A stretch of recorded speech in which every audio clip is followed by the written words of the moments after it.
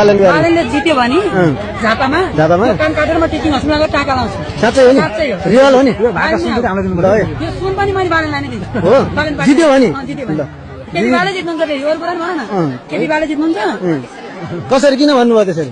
केटी बालन जब काठमाडौँ राजधानी विकास गर्न नसकेर उहाँ केटीलाई हराउँछु भनेर अर्को आफ्नो ठाउँमा विकास गर्न आएर केटीको उहाँ झापामा विकास गर्छ त्यसले। त्यो त अब त्यसले काठमाडौँ पनि त विकास त गरिरहेको कसरी विकास गर्नु? जनताको नामै बालन छ त। कार्यकाल पुरा गरेर जान्थ्यो होला नि त त्यो। कार्यकाल त पुरा हुन नपाइ चुनाव आयो त के गर्ने?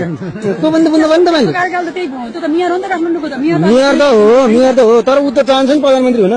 प्रधानमन्त्री त ढलाकै यो जेएनजी आन्दोलन गराएको त्यस्तै प्रधानमन्त्री हुनको लागि। हजुरको कुरा सही हो नि, कान काटेर फाल्नुहुन्छ कान नि। काटेर फाल्ने म त बाले जित्नुहुन्छ। केही बाले जित्नु कान काटेर फाल्छ। ल कति गते 26 गते थाहा हुन्छ है। 26 गते हैन 23 24 मै थाहा भइहाल्छ कति परिणाम आयो भने ढुक्क हुन्छ भाइ। ल गाडी हाम्रो रत्नपुरको दिदी यस्तो हुनुहुन्छ।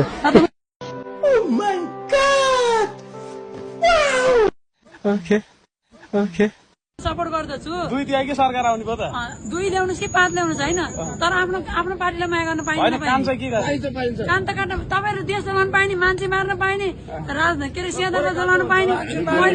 थोरै चाहिँ काट्नु ल दिदी। मैले अर्को कान काट्ने त भनेको छैन नि। थोरै चाहिँ काट्नु ल। मेरो कान काट्ने भनेको छैन। थोरै चाहिँ काट्नु ल। फाइनल्ली भएको छ।